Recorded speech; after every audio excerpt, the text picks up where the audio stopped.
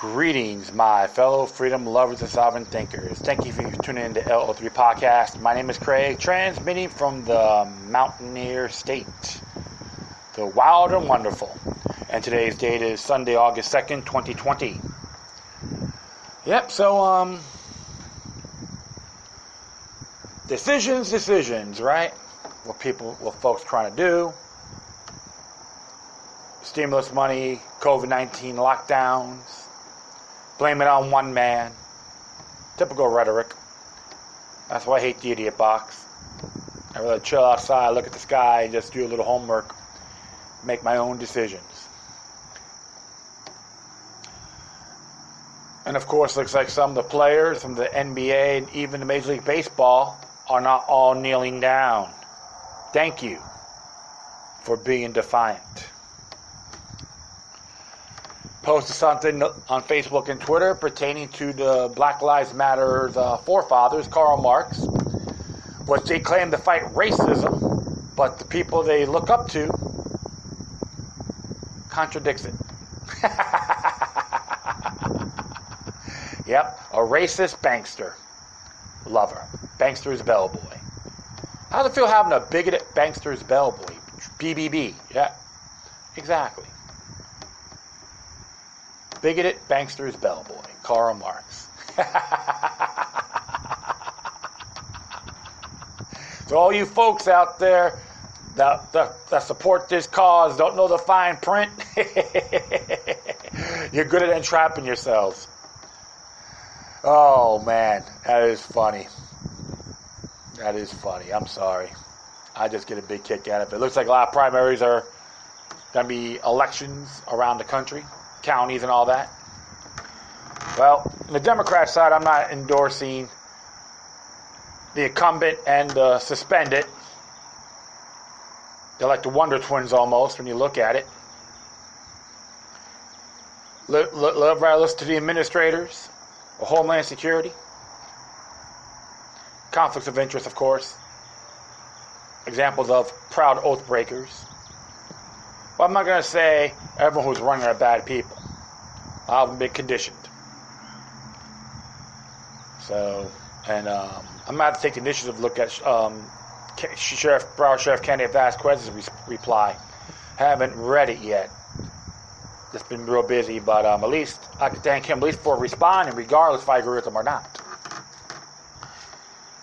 So, yeah, constitutional crisis, right? It's like another wave, my friends. But always look in the local level first. That'll be your best bet. And even myself, I've been doing it as well. So I have my moments, pothole moments too. So the human element. And they always got to be on top of the game the best you can without going all over strenuous. And see what the news media has to tell you and all that good stuff. Because they love the fear. They love putting the fear out there. Observe responsibly as always.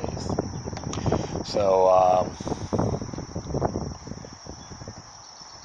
looks like the House bill, was it HR 6335 or something like that? It was a reference to had language in there they could do red flag laws on military personnel. The House approved it. I say eject it. Because as far as I'm concerned, you're violating their oath of obligations. And all those dingleberries in the House, doesn't matter who they are pathetic. Soy kids, palmolivists, many of them. Think the world should revolve around them. Well, you know what?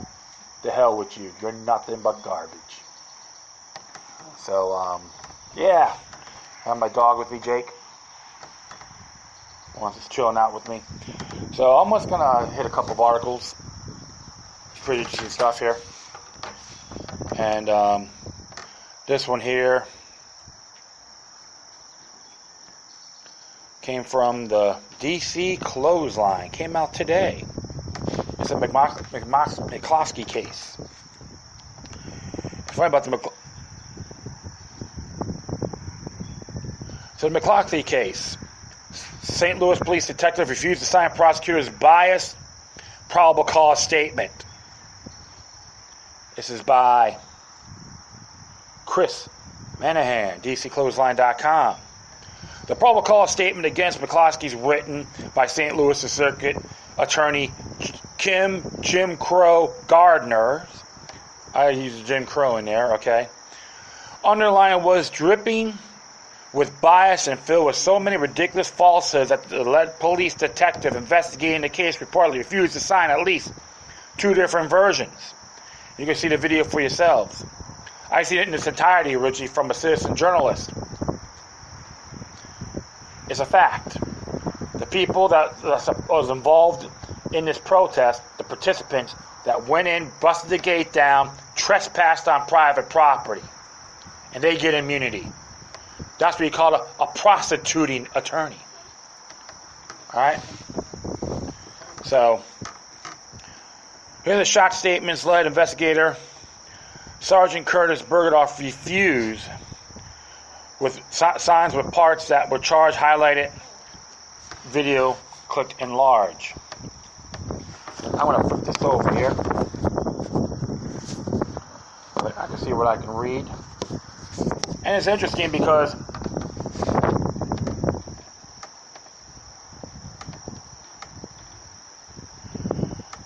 it's interesting. We have this little line here: unorganized and peaceful, calling attention to racial inequalities in the criminal justice system, Westmoreland.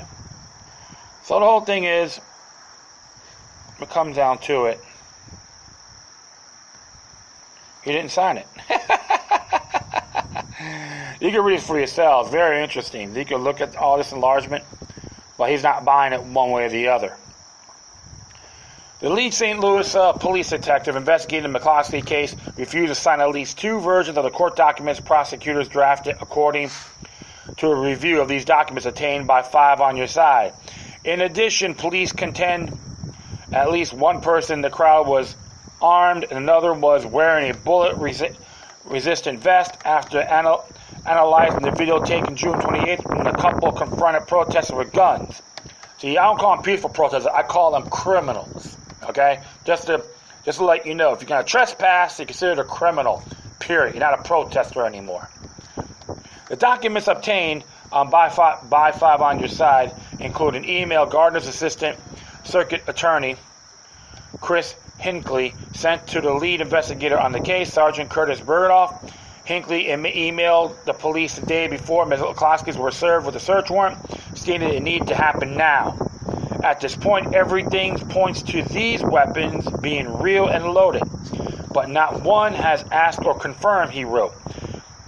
Come trial, they'll say I'll be waving around a BB gun and an air rifle.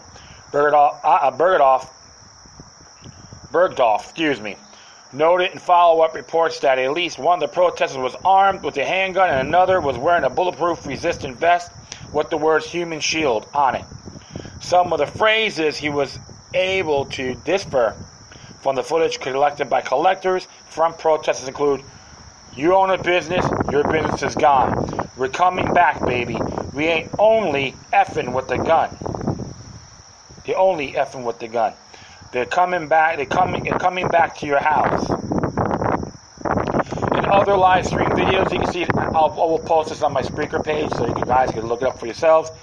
Another live stream video, Bergdorf wrote a man was heard saying, "I was in front, so I was the one who opened the gate. The gate was broken after they pulled a gun. What law did we break? We keep guns there, but not for show though. Not a look in a certain way, but for use. If they would have shot them, they would have been put down."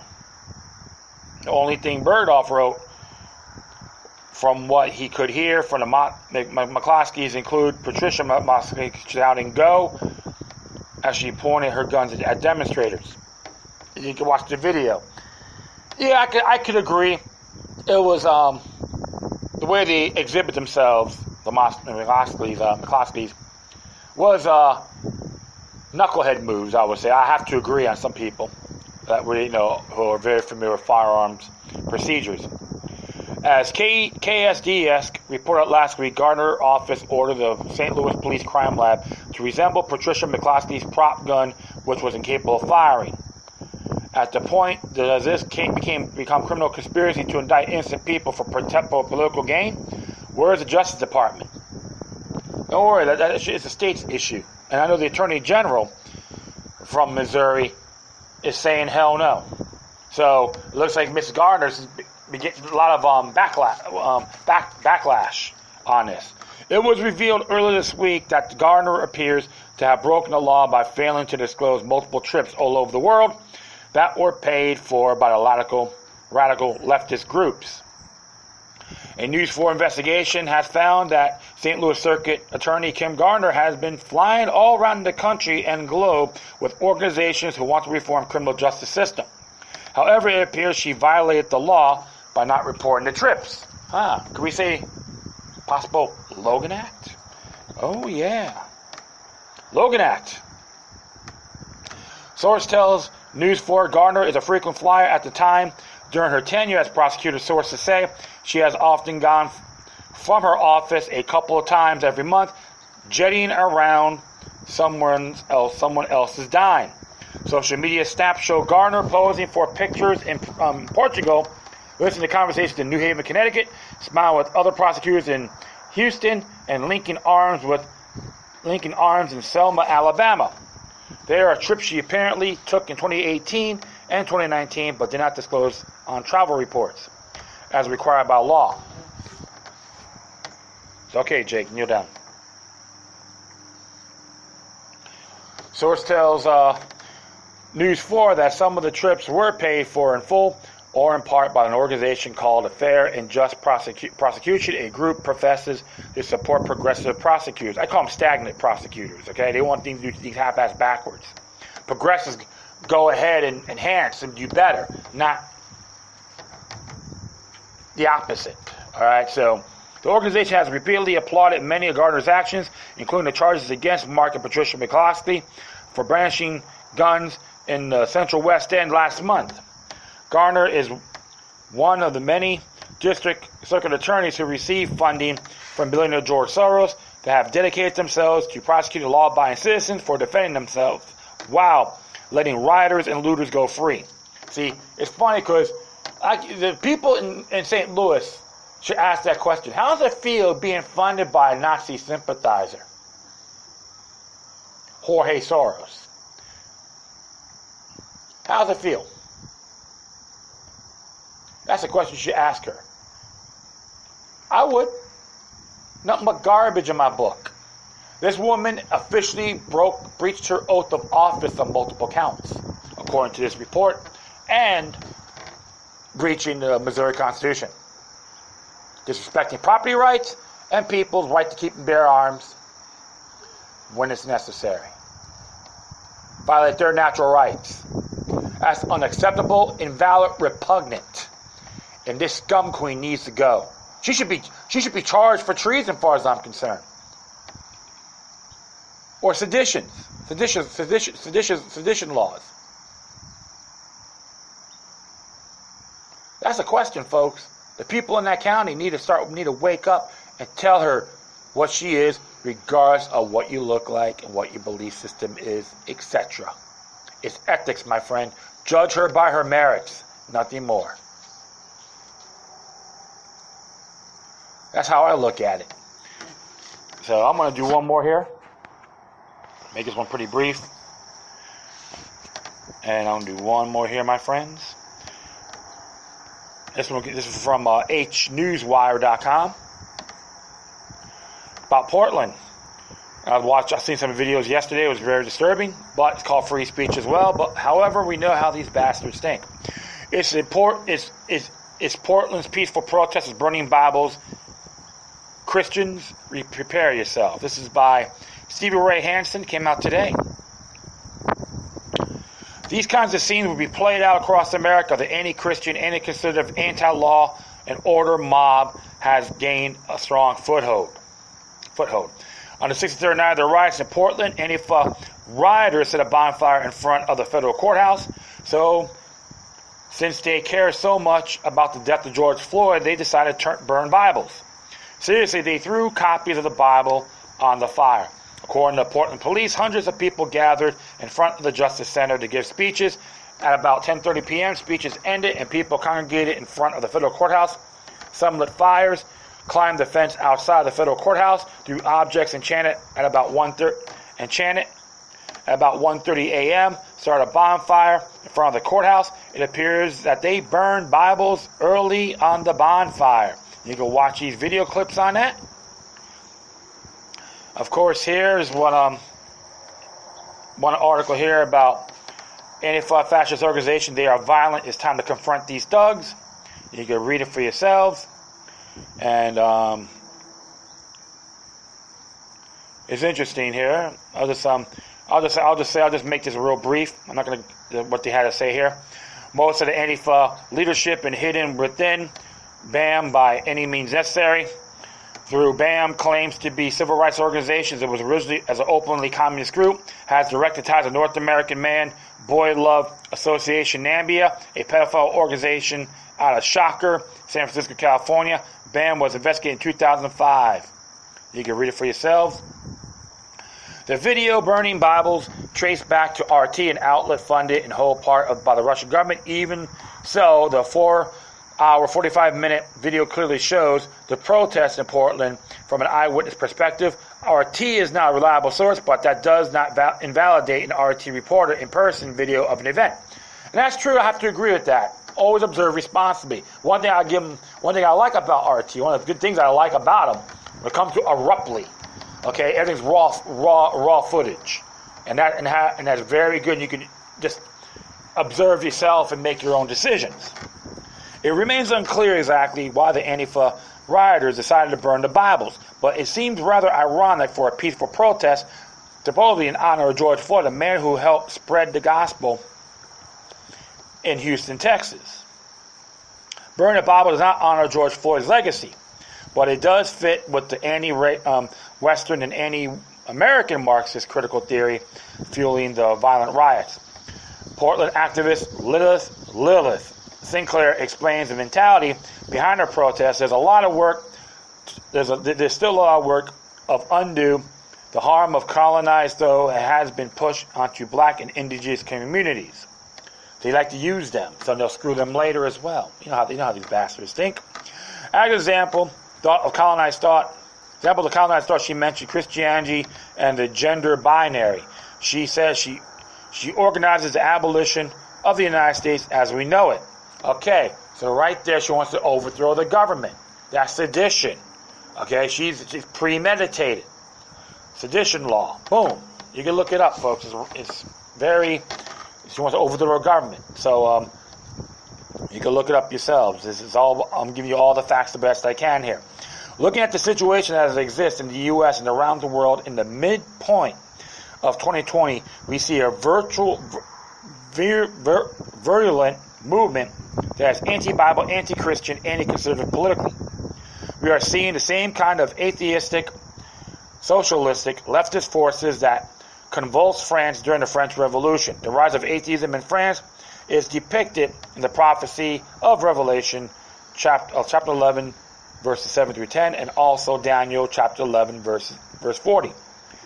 In Revelation 11, this atheistic movement is symbolized by a beast rising up of the bottomless pit, just as after 1,260 years of papal prosecution, when God's two witnesses, the Old and New Testaments, have been prophesying clothed in sackcloth, clothed in sackcloth.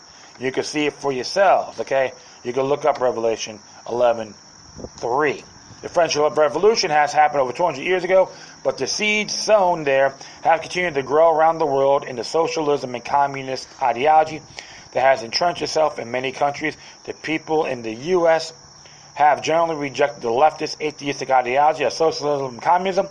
However, with the election on left-leaning administration in 2008 and again in 2012, the political landscape in the U.S. has radically changed. Forces of socialism, nourished by the complicity of the administration, became entrenched in portions of power occupied by bureaucrats who did not lose their positions when the new administration came to power in 2016. the election of 2016 refused any right-wing conservative government taking over the reins of power, much to the amazement of the political analysis who predicted an easy victory for another left-wing government. It seemed impossible for the populist newcomer on the political stage to defeat the mighty forces that were arrayed against him, and it was impossibility for that to happen, except for the prophecy of Daniel 4:17, which tells us that Most High rule in the kingdom of men and giveth to whomsoever he will, and to setteth up on the basest of men. And anyone who is familiar with the prophecy of Daniel who could have predicted some confidence who would win the 2016 election. And today they can predict even more confidence who will win the 2020 election. The world is in big trouble for those that believe we will go back to some sense of normal life here on earth. You've been sadly disappointed. 7.5 years of hell on earth, which began on January 1st, 2017. Our courts oppose righteous, and justice is nowhere to be found. Truth stumbles in the streets and honestly has been outlawed. You can look at Isaiah 59:14. We have turned back on God. Now we have been left to our own device. Enjoy. While mainstream media continues to put a false narrative, big tech has keep the truth from coming out by shadow banning conservatives, Christians, and like-minded people. Those deaths attributed to the coronavirus as a result of those mentioned. They are evil. They truly are evil. I'll continue on here. Watchmen don't confuse with true consensus. The watchman does not confuse with God's word with the God of power to police state fashion. Big tech took a list of the accused, including the site. So it's all, gives you a whole rundown here. So that's really it on that aspect, because so you got to look at everything in the bigger picture. All right? You always got to prepare yourselves, folks. And what you see in here is witch hunting. They want to go after a particular group. And there's nothing new. It's been going on for millenniums. Like, they want to go after, like, Black Lives Matter. And the NFL want to go after white men, white straight men.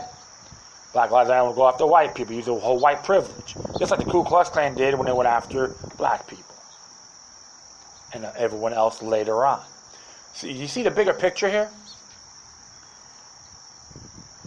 And you got folks, and you got these little Sputniks don't appreciate it. Like, they want to join a faction team. I want to be cool and trendy.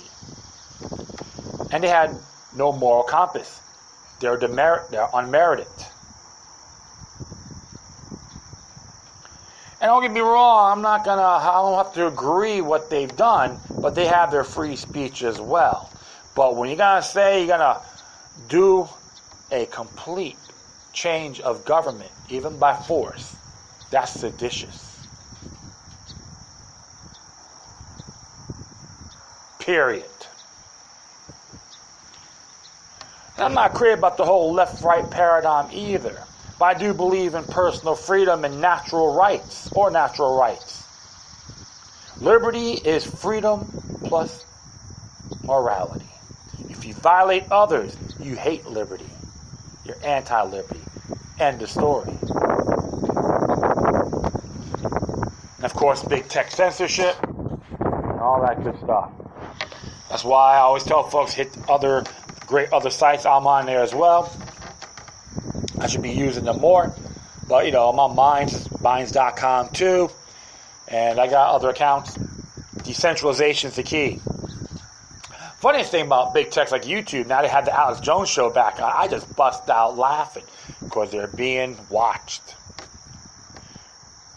Because the only thing that the FTC can do is mainly talk about why are you breaching the contracts of your customers. Those are the areas you gotta call them out on. And Portland, you get some awesome, beautiful people there. But you got some Elected servers are not more than wussies, as far as I'm concerned. Tyrannical scumbags. You're just an example. It's happening worldwide, what we're seeing. But we're the epicenter of the New World Order coup. And these little movements are just pawns of the game. And those are the facts.